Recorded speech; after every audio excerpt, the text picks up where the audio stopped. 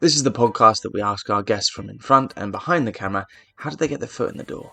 What was the key to unlocking their success? What's their story? Welcome to a bonus episode of the Life in Film podcast.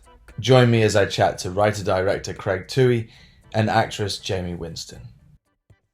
For me, it was, obviously my dad's in film, and we've always been like fanatics in our household. I remember running home from school to watch the second part of Lawrence of Arabia. It was just like very, very Peter O'Toole obsessed in our house. If it wasn't, Lawrence of Arabia or Giant or I think what we would fight over Once Upon a Time in America or the second Godfather, it would just be like constantly on loop. I was obsessed with Bronx Tale growing up, and studying film, but I never ever wanted to go into acting because and my son mirrors this attitude now, because I just didn't want to be that predictable and be like my dad.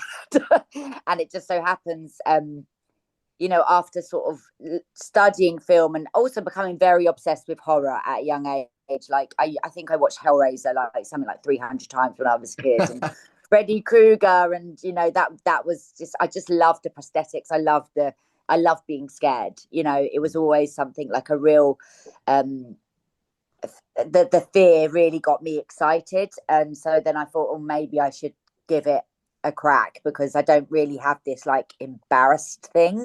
Like I was quite shy and not the one to stand and read in class, but and then I went on to do sort of a few adverts and was like, I like the money, but I don't really like Lucy Lockett, and I don't really like, maybe this isn't for me, but it's fun. And then I went out and I was a runner for a couple of years. I did my work experience. I actually got kicked out of school because I was a little bit naughty, but so I got shipped over to Bel Air, which was my work experience. And I worked on Indiana Jones and The Departed as a runner when I was like sort of 16, 17.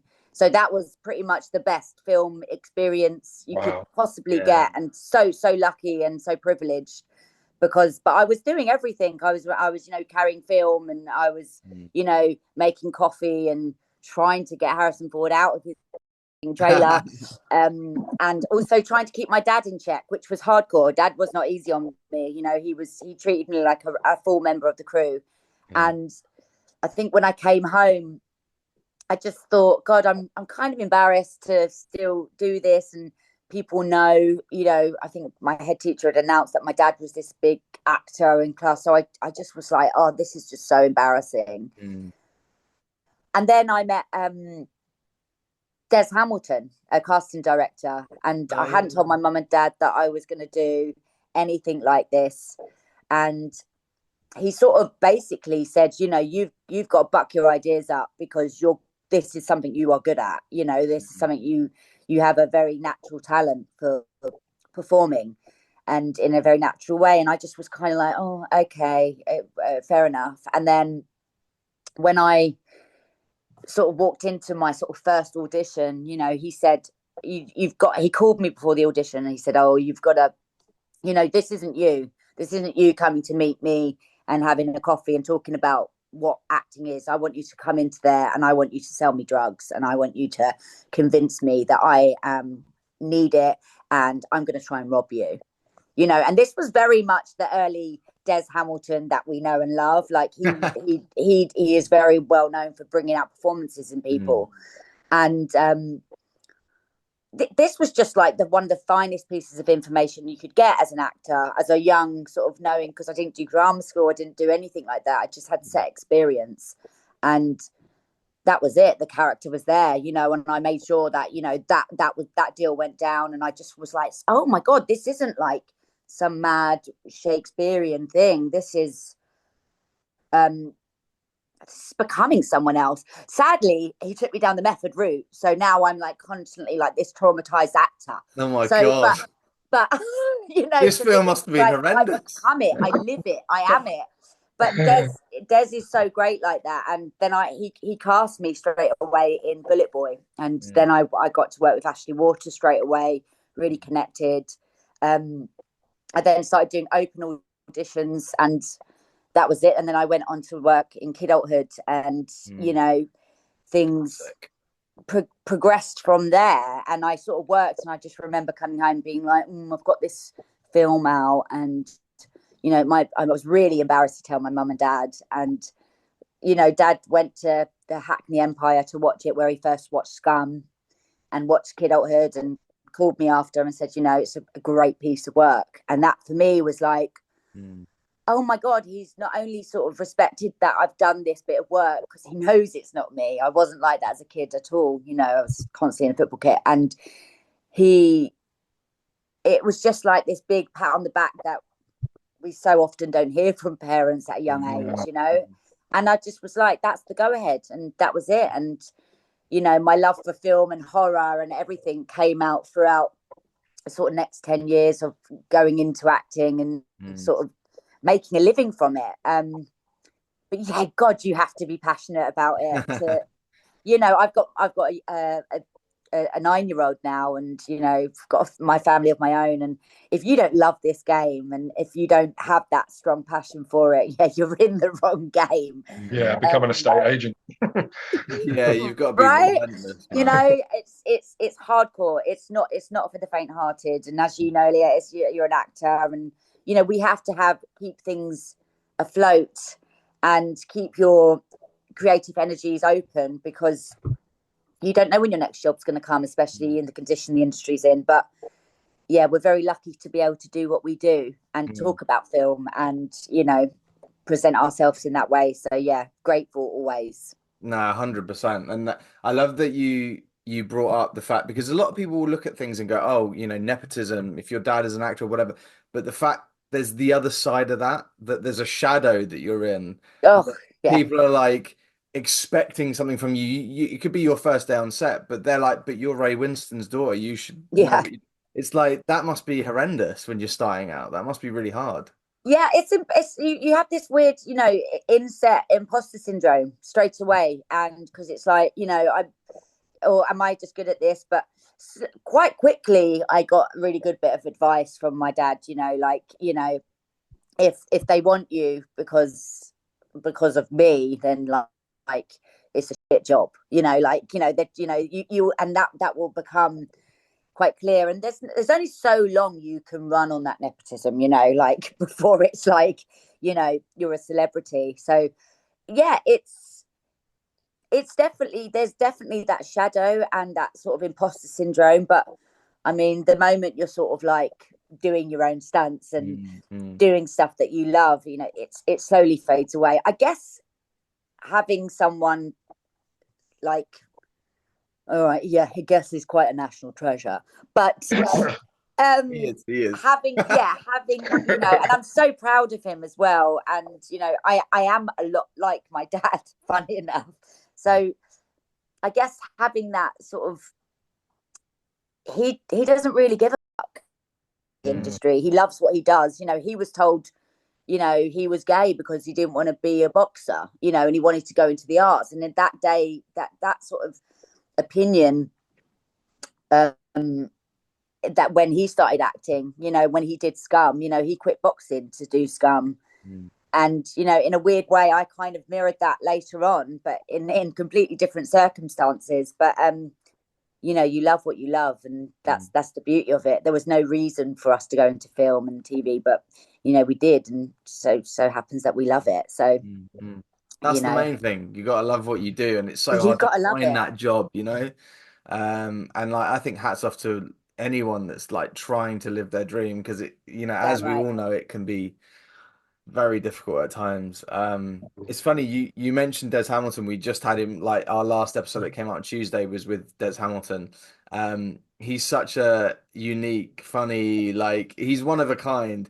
But he also didn't he cast you in Donkey Punch as well? Yeah, Donkey Punch. Yeah. Yeah. He was great. He used to do these style auditions, and you know, so great, because not only would you be practiced sort of being on camera, but you know, he'd set up these scenes and scenarios. I had a great audition once with me and Nicola Burley for Donkey Punch, and you know, me and Nicola really hit it off straight away, and she was the kind of same actress as me. We were really kind of exciting to be around each other because we loved improvisation and we loved sort of not giving a fuck on screen, and we were never on book. It was very like, no, let's go this way with the scene, no, let's go this way, and we'd have this sort of tug of war. And that's just, to have that in an audition is just, I mean, you can't even get in the room nowadays, which is just so sad. That's the tricky thing, isn't it? It's so sad, and it's just taken away from so much of what we do in the beginning as actors, and the character building, and that also that chemistry you have. It's so to have that in the beginning, he set up this camera and sort of let us go with it. Like, here's a go. And he's so funny, Des. He'll just throw sort of scenarios in there, but just get so much out of us. And people that aren't from an acting background or a theatre background, he would pull something out of you that was so raw and capture it, and that is just monumental now. These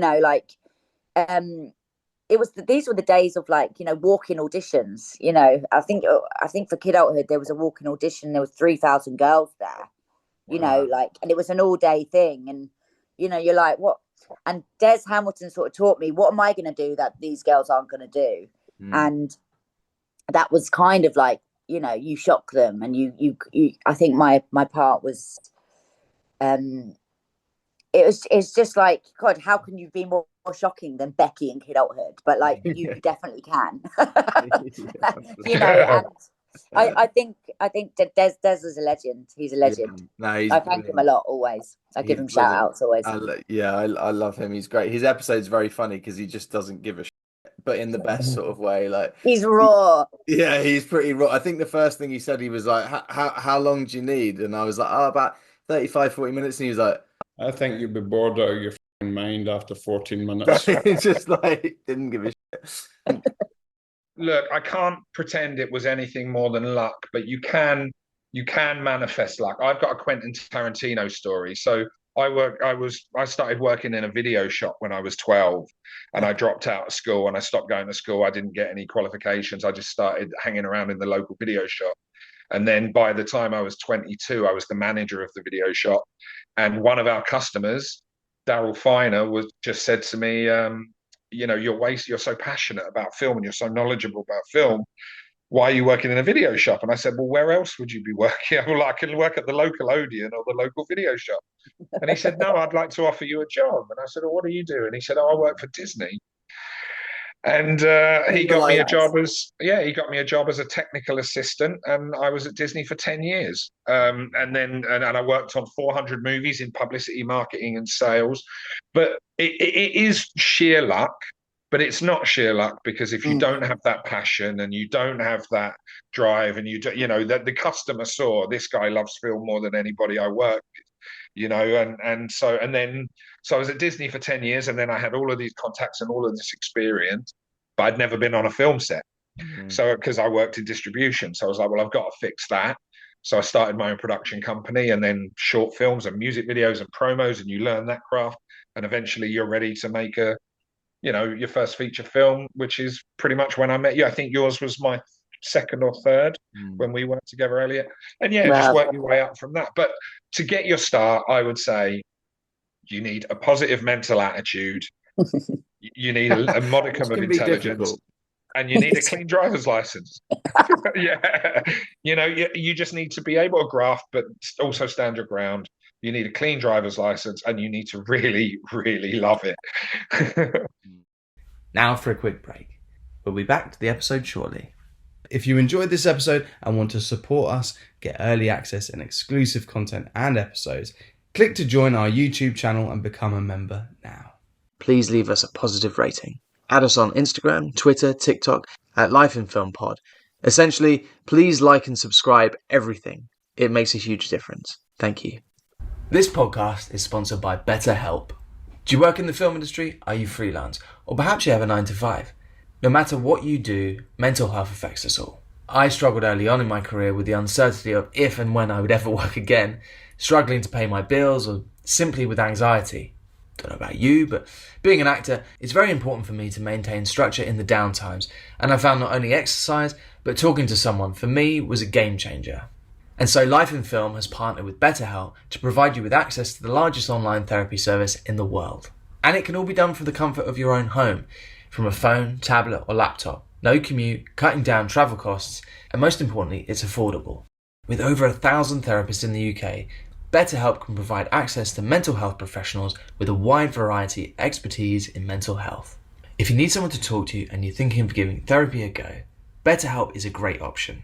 And being a listener of the podcast, you get 10% off. That's 10% off your first month at betterhelp.com/lifeinfilm. That's betterhelp.com/lifeinfilm. And back to the show. We've known each other for quite a few years, actually. It's been a while now. We've worked together a few times. So to see you having done this, written, directed, and this is not your debut directorial because you did a documentary before this, but it's your first, I believe it's your first feature film. Is that correct? It is. So I mean, mate, you're in the club now, you made it, you got through, everyone else is trying to do it, everyone else is trying to get something made. What was the process? You know, you obviously wrote it, but what was the process to get it made? It was a long process. Look, me and you worked together on a movie I produced, didn't we, in 2015? Yeah. I've always wanted to be a writer, right? I've never necessarily had the goal of directing, and obviously, if you didn't go to film school and all of that sort of stuff, it's not an easy route to take. But I wanted to write this story because of my own personal history and because of things that I want to get off my chest and things that I want to say. And because it's quite a personal story, it just didn't make sense for anybody else to do it. So when I was writing it, I didn't necessarily think I was going to direct it. I thought I was going to, find some. We know a lot of very talented people, but it is a heavy subject and it is quite personal, and it just sort of felt like the right time. So the process was, when I was going to the investors saying, look, I can get you a director that maybe gives you more international clout, but if directing should be truth, really. And it just seems like it seems like the right thing for me to be at the helm, and they backed me. So I was very lucky. I was very, very lucky indeed. Yeah, that's amazing, man. It's as you've kind of mentioned there, like getting anything made and writing, trying to get your own script off the ground is a nightmare anyway. But then to be able to convince them that you can write and direct it, I don't even know. I want to pick into it later, but first I want to ask as well, like Jaime, obviously you're a huge part of this film, and it's a part that kind of grows as the film goes through. You kind of find out who she is, and I don't want to give anything away for anyone that hasn't seen. But how did you get involved with this project? Originally, I think it was Craig reaching out, if I remember that correctly, Craig. You're my first choice. That's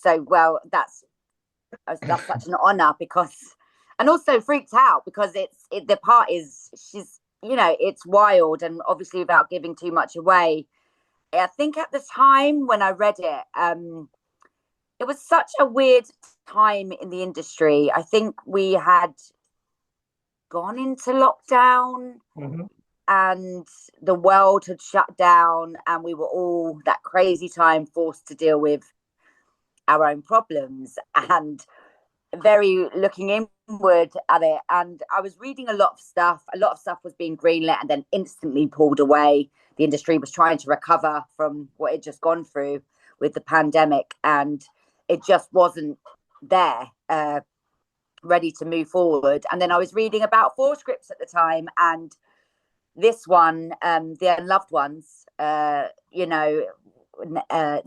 Everyone Must Die, which I love, by the way, Craig. I like that. So it was originally called Unloved Ones, which is which we can get into, but which we will get into. And for me, it jumped out on so many levels. One, because it was honest, it was brutally honest, and personally, I hadn't seen myself play that character. Just fearless and terrifying, and all these emotions in one script in the space of kind of 4 hours. And I just loved the way I picked it up and I read it in about an hour and a half, like really quite quickly. Normally you go through each line and I stop at each scene, and I just read through it because I just wanted to know what the fuck was going on and why and how. And it was different to me because so many levels. There was a personal reason for me, the redemption, the industry that we were in, that I'm in. I think we was in, and it was in a time where we were being told as artists to up skill and retrain. And if you are in the arts, I think Rishi Sunak had come out and said something like, it's not a realistic way to earn a living. Like, we didn't know that already. like it's in our power. And actually, I suddenly want to be a nurse, instead of. And there was a lot of anger. I had a lot of anger in me at this stage, and this script came along and landed on my lap, thankfully, to Craig, and it was like, this is really helping. And it's, you're being told to upskill and retrain and avoid the arts if possible. And this was just like kind of the perfect example to show actually art is really important for so many reasons, to show so many different topics and serious issues. And I was just really naturally drawn to it. It's a redemption film, it's a kick-ass film, it's emotional, and it keeps you on your toes, which is what you want a psychological thriller to do. You don't want to be like led down the garden path and it being the person you suspect it to be, and the reasons behind it. And it had depth. And after meeting Craig and sort of saying, why are we making this film, things came to light, and it just felt like it was coming from a very true and honest place. And as you said, it's the reason to make a film like this. So yeah, that's how it came to be. And we were sort of starved of creativity, and to be able to do something that's personal and also gives you so much range in a character comedy in herself. I just was like, this is awesome. I get to run around covered in blood, on my own personal redemption journey and do something really important and hold a shotgun doing it. It was awesome. You mentioned that, was it actually shot during the pandemic then? It was, yeah. So we had this, I don't know if you remember, but there was this little window where we, what was it, Eat Out to Help Out, which was a genius super spreader, Rishi Sunak. So we'd all been locked down. We'd all been very frustrated. And then there was this small window, and I'm always spinning many plates and have several projects, but it was like, what can we actually realistically do with COVID cohorts? Once we were all grouped up, we weren't allowed to split up, etc., etc. And it's like, well, we can do something where it's five people in a house. We can get that done. So I can get that through with my investors. We'll be able to get crew because people are going stir crazy. I'd always planned to make it. I actually wanted to shoot it in the south of France, and Daniel and Imogen have gone away to try and reconnect, and so that was my original plan, but we couldn't do that. But then we found this fabulous location, and we just managed to get a little brief reprieve from the madness. It turned out to be its own special. I'm just going to move my snoring dog away. I'm so sorry. Come on. I've got a judging cat. Come on. I've got a judging cat next to me. But so we saw an opportunity where we could get a film made in that small window. Kind of felt like we were going to get closed down again. At certain points, we nearly couldn't make it because COVID cohorts got busted up because the DOP had to go to hospital. Okay. It was a pretty mad time. When you look back at it, it's a very surreal time. Yeah, and it's amazing how long ago it is now as well. It's crazy. Time is, it's like those couple of years are just gone. Like, it's crazy. I mean, as you say, perfect, to be able to shoot in a house with 5 people, that is the perfect situation, when everyone else is not working, and being able to sort of do that and be in a bubble. How long was the shoot? was like 21 days, I think. So 4 weeks all in, like 5, 5, 5, 3 or something like that. I think it was 21, 22, maybe 22 days. And you mentioned before that, obviously this script is close to your heart and it's very personal. Is that something you're open to talking about, why it was personal to you? I think it was personal to both of us. So I'll very quickly hand over and see if Jaime wants to chip in. But for me, there's trauma in my past. There's trauma that is of the rather uncomfortable variety that it's usually women who are a victim of. And I've always I've not really talked about it because men don't talk about it, and it's a strange thing, and it's insensitive, and men are macho, and blah blah blah. But writing it was a kind of catharsis. It was kind of an exorcism to get it. Obviously, what happens in this film isn't what happened to me. It's all metaphorical. But I've experienced what many women have experienced in this world, and I wrote it so that it exists outside of me. Almost as like therapy. So it was like, get it out of me and onto a page, and then that's maybe some sort of exorcism. And then people read it and they said, Craig, this is actually a solid thriller. Not only is it your catharsis, but it actually works as a thriller with stakes and characters and arcs and plot twists, and it's saying something. So that was my process. I wrote it purely as an exercise in therapy, and then it turned out that I actually wrote something that maybe people might get something from watching. It's like you get it out of you onto the screen, especially being an actor or a writer, and it's kind of like, as you say, a kind of therapy. But sorry, I interrupted you, Jaime. You were going to say something? No, not at all. I was actually just agreeing exactly what you were saying. Being able to, I guess, like creatively purge something and turn a trauma, for me, it's definitely triggered from a trauma. And at the timing of this film and it being done, there was actually a lot of stuff happening to do with a certain person that I have dealt with with abuse. And for me, like, without having that sort of I actually can't talk about it as of such, because it's all still really going on now, in terms of it's in court and stuff.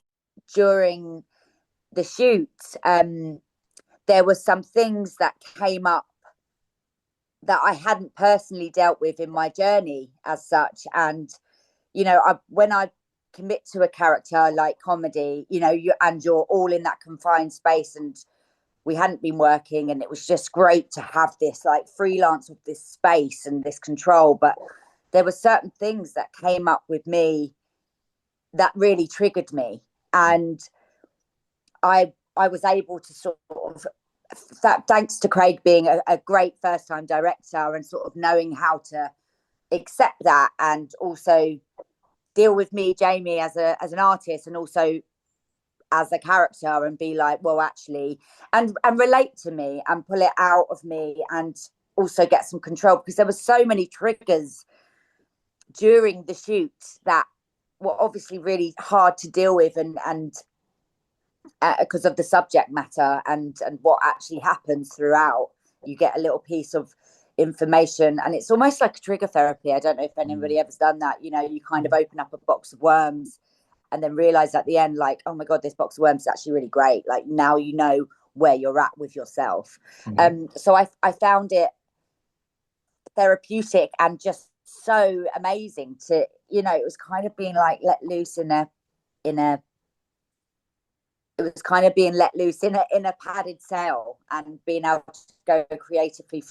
And it was amazing. It was amazing to be able to deal with some personal demons and let that come out through art. And I really respect Craig for doing this. I just want to sort of throw back the platitudes and say that it was really incredible to see Jaime sort of come forward as this sort of matriarchal tent of empathy and protection over everybody, not just the females, looking after, or just looking out and looking after everybody, going, this is really sensitive stuff, and this is raw stuff, and it might, you know, the last thing you ever want to do is give anybody any kind of residual trauma. Do you know what I mean? This is about healing. It's not about scarring anyone. And Jaime really stepped up to that role, because I am thinking about the shot, and I'm thinking about the performance, and I'm thinking about making the day, and maybe what I'm not thinking about is what people are being exposed to. You know, Well, Jaime was brilliant at that. No, I've got to say this also went on subject matters and certain things like this. It was very prominent at the time in the industry, and actually me and 21 other women went on to campaign for this, and I've actually got, like, you know, I've had so many different conversations after this, because, you know, there is such a grey area in intimacy coaches on set, and what is okay and what is not okay. And actually, you know, sex is a huge part of human life, and abuse is sadly comes with that. And, you know, we actually went on to make a law now that we actually have intimacy coaches on every set, just to protect everyone in the room, the costume and the makeup guys, and everyone who may feel uncomfortable ever from subject matters. It's a huge part of what we do as actors and work on film. And, you know, just because it's not affecting the actors directly, it doesn't mean it's not affecting that poor guy who has a long line of history of trauma holding the boom, you know. So it was just kind of like this conversation opened up for men and women, because it was only when it was like sexual content on scripts, and that's just not how trauma works, you know. So it's been an amazing journey for me as well, like, you know, setting that in motion and having the support of other women and men, and we went and changed the law. So, you know, it just goes to show that stuff like this really does make a difference. Amazing. That's amazing. That's amazing. As I was watching it, I was thinking, God, there's some heavy scenes in there, and there's a lot of stuff in there that I didn't expect to kind of experience as well. And I mean, this must have been not only just shooting it, but the writing process must have been pretty hard. Like, you're extracting things from yourself, and that must be, how long did this take to write, and what was the process there? Because you must have had to have, like, you know, a few days off every now and then. Right. Writing it actually was relatively straightforward. A friend of mine who I write with, who's also called Craig, but he's not credited on this because you know, he's like, this is your film, but we discussed it, etc., etc. We wanted to make a psychological thriller that we could make at the budget level we were at in our career as first-time writers and directors. But then, as I dove into that, I was like, oh, I have stuff I need to get off my... And I just naturally gravitated towards my own experiences, my own anger at the matriarchy, yada, yada, yada. Harvey Weinstein was my boss. You know, I used to work for Miramax at Disney. So I've got that process. And, you know, and we all knew that he was a scumbag. We didn't know the extent, but we always knew he was a no good person. And so there's all of these things that I'm trying to work through.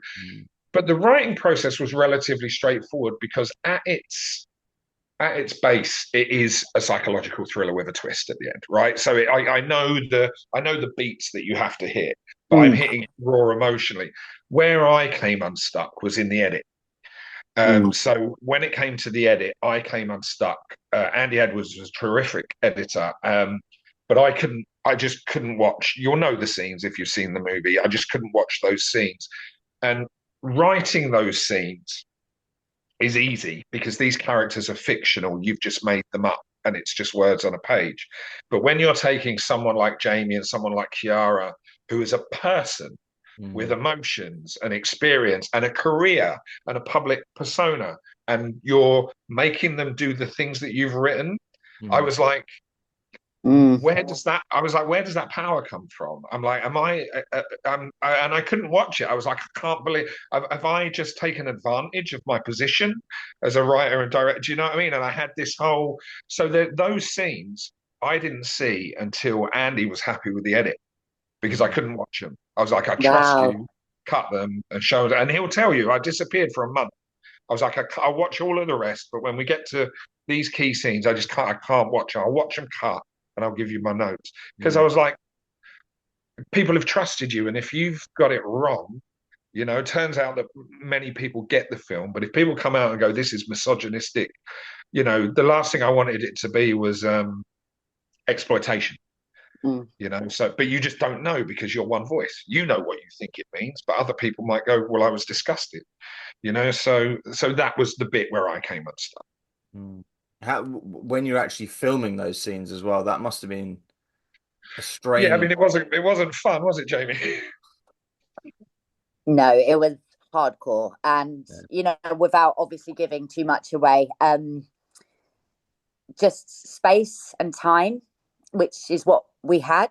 I think we remember we blocked out a whole day for those particular scenes, and I think it was over 2 days, and you know, it was such an array of cast as well. Like, you know, we were also comfortable because we were in that space together, and I think we shot it towards the end, right? We did shoot it. Yeah, we saved it, and we had time and space, and I think sometimes when you're working under pressure, you can just get on that thing, but you know, you always know throughout a shoot, especially during the pandemic, and you know, the pressure's on and everything seems to be tunnel focused, and we know as actors where it's going and what we're here to do.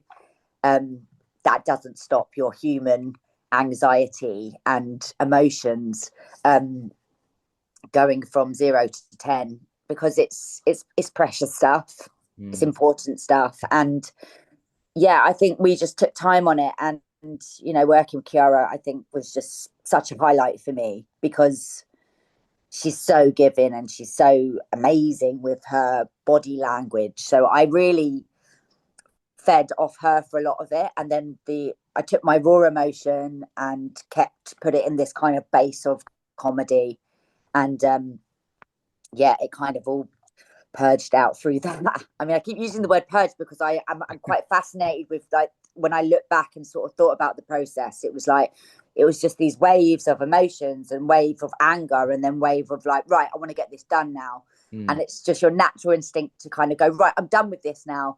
It's like with therapy or anything, you know, right? Okay, great, thanks for fixing that. Let's move on. You know, it doesn't work like that. Yeah. We did have to. I do remember one that we did have an intimacy coordinator for those scenes, thankfully.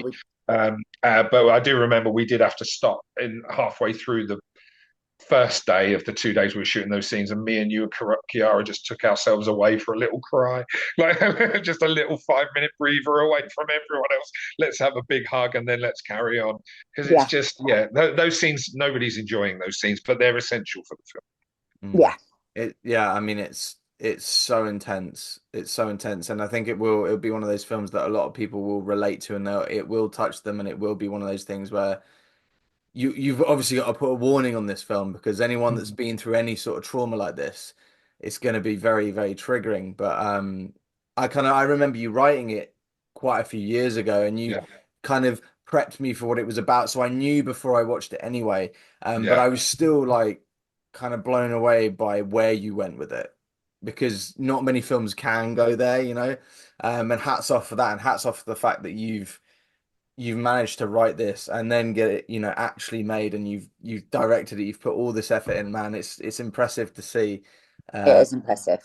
Thank you. It's a shame that it's not easy right now, because if anything, the arts are more important than they've ever been, and marginalized voices are more important than they've ever been.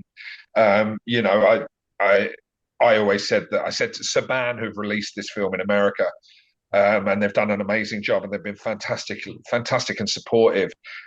You know, I said, look, if ever it gets remade as an American movie, you know, because that happens, it should be a female director, because I'd love to see their take on it. You know, I wouldn't want to do it again.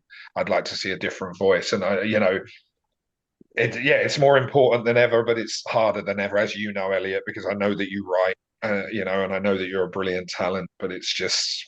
Yeah, I don't know. I was very lucky that my investors and my producers and my wonderful cast gave me that shot, really, to be honest.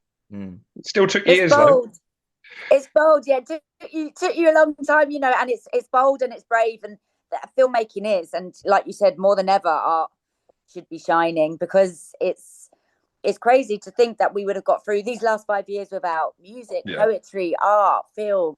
You know, like it's and it's still now, since we lost the British Film Council. You know, like I used to do a couple of indie films a year, just because that's what keeps me going. And however much I love playing Peggy Mitchell and doing all these commercial things, like it's my passion is film and writing and directors, and you kind of go, God, that pulling that budget is just been so monumental for all of us, because that's how it inspires people to get into film, and that's how also these taboo subjects and voices, that's the majority of where they get heard, through film and through art and through, you know, poetry. And yeah, it's a shame we are in that state right now, but keep getting told it's changing, you know. Next year. Yeah. They keep saying. You smashed it as Peggy, though, by the way. Oh, thank you. Thank you. Get out of my pub. I just want to wrap up and say congratulations to you both. Like, Craig, I'm proud of you, man. Like, I've seen your career, like, since we've worked together, and it's like, it's just great to see that you're doing this now. So thank you both for coming on. It's lovely to meet you, Jaime, and great to see you, Craig. And all the best with it. Keep me updated. Let me know. Thank you so much. Thank you. Love you both. Love you both dearly. Yeah, thank you, Craig. So good to see you, babes. I'll see you soon. Speak soon. Take care, guys. Thank you. Bye, guys. If you enjoyed this episode and want to support us, get early access and exclusive content and episodes, click to join our YouTube channel and become a member now. Thank you to our guests Craig and Jaime, and as always, thank you to our sponsor, Betterhelp.